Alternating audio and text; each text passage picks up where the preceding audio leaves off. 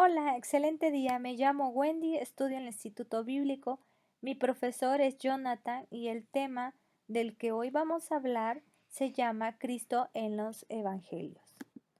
Hace muchos años vivía en Galilea, antes del Imperio Romano Palestino, donde trabajaba como recolector de impuestos para el gobierno romano.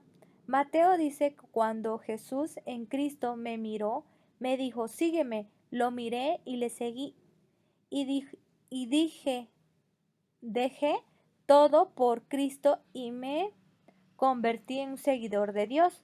También dijo, escribo este Evangelio para mostrar a través de las Escrituras y de la ley de los profetas de los Salmos de Cristo, hijo de David e hijo de Abraham y genealogía de David, hasta llegar a Jesús. La operación de Dios para el mundo es confrontar el mal, restaurar el reino de Dios, crear una buena familia. La gran comisión de Jesús dice que Jesús es el Señor que muestra las buenas nuevas, donde al conocer como Emanuel, que significa Dios con vosotros, la promesa de Jesús cuando regrese. En traducción más cercana, enlazada en el libro más escrito cristiano llamado Marcos, o mejor conocido como Juan Marcos, fue colaborador de Pablo, fue muy cercano a Pedro. La historiador de la antigua iglesia llamada Papidas menciona que Marcos recolectó todo el testimonio ocular y la memoria de Pedro y diseñó cuidadosamente la historia de Jesús en el principio del Evangelio. Marcos te dirá por única vez lo que piensa del Evangelio de Jesús. También espera influenciarte mostrándote a Jesús y las reacciones de la gente. Marcos también muestra la drama en 3 actos. El primero es Galilea y el mundo asombrado por Jesús y se presenta quién es. El segundo es en Jerusalén. Los discípulos luchaban por entender el significado del Mesías. Y el tercero te demuestra a Jesús en varios caminos cómo se convierte el rey. Y para finalizar, Marcos enfatiza la aseveración de que el crucificado y resucitado realmente es el Mesías.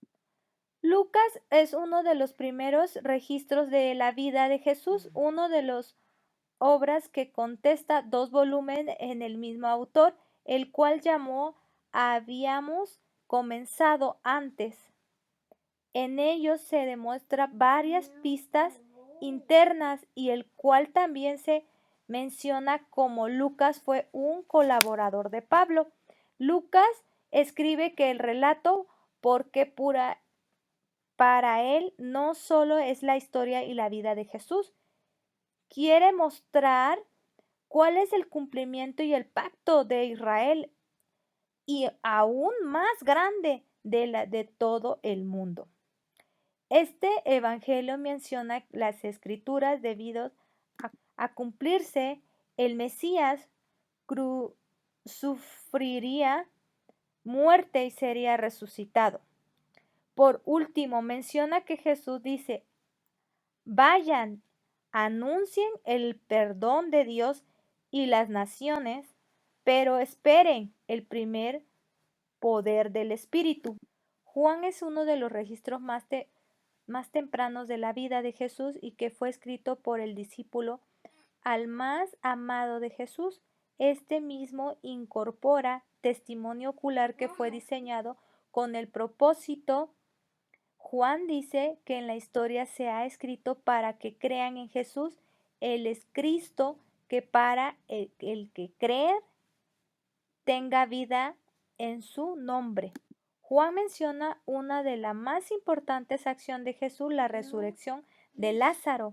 Segunda, la última noche en Jesús, cuando sus últimas palabras, así fue arrestado, muerte y por resurrección. Juan también dice que el verbo estaba en Dios, mas sin embargo dice que el verbo era Dios, realidad. También dice que Dios era el tabernáculo y la gloria de Dios. Esto llevado a la última revelación, es el último verdadero Padre e Hijo. En este Evangelio Juan menciona cómo Jesús edifica su iglesia en Pedro y lo comisiona como líder especial al momento de Jesús, donde también le dice que memoria cuál es el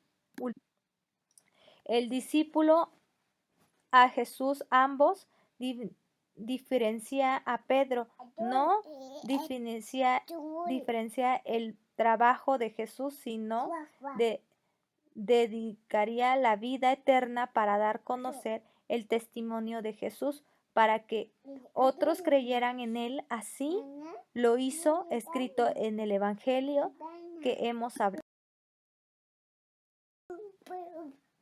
Mami, aku belok.